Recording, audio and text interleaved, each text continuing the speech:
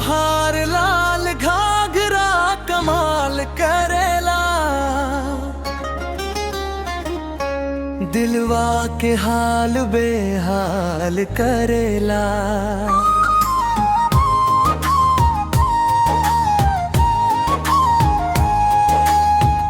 जब तू हंस के देखे लुए सजनी,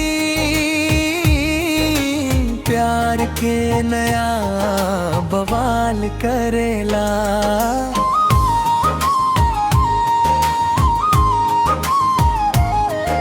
तोहार लाल घाघरा कमाल करेला, दिलवा के हाल बेहाल करेला।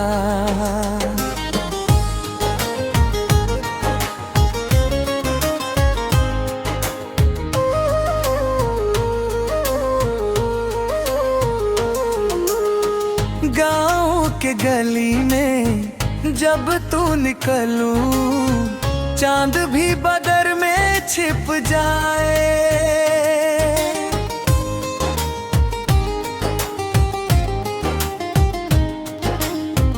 तोहरे नयनवा के जादू गोरी, देख के मनवा मचल जाए। पायल के छन छन बोल सुनाई,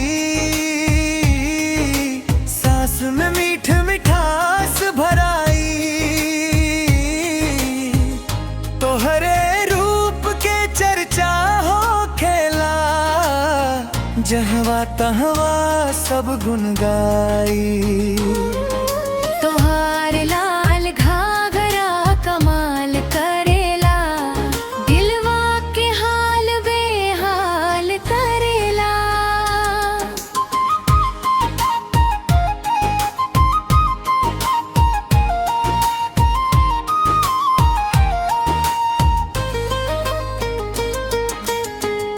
लाल चुनरिया माथे सजलबा, जैसे भोर के लाली हो।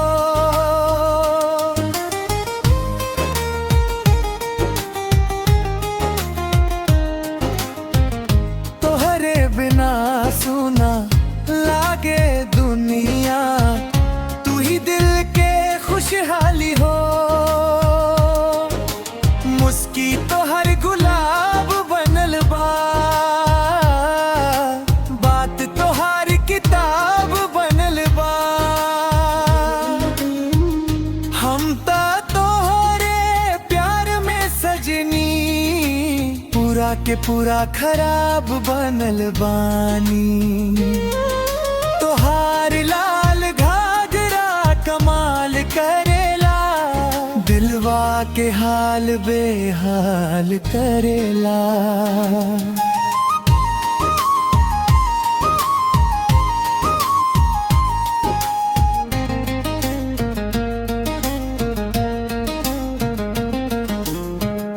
बरखा के बूंद जैसन लागे, तोहार मीठ बोलिया हो।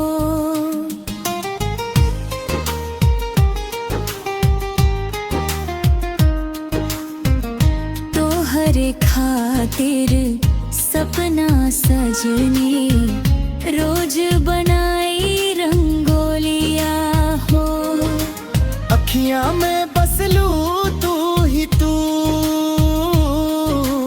दिल में रहेलू तू ही तू।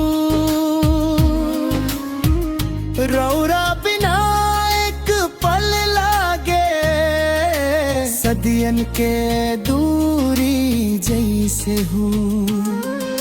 तोहार लाल घाघरा कमाल करेला, दिलवा के हाल बेहाल करेला।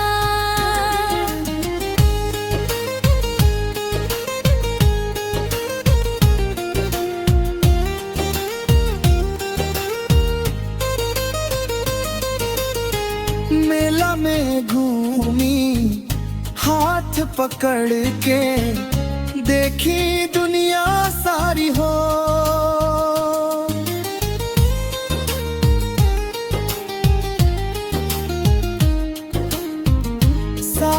साथे जिंदगी भी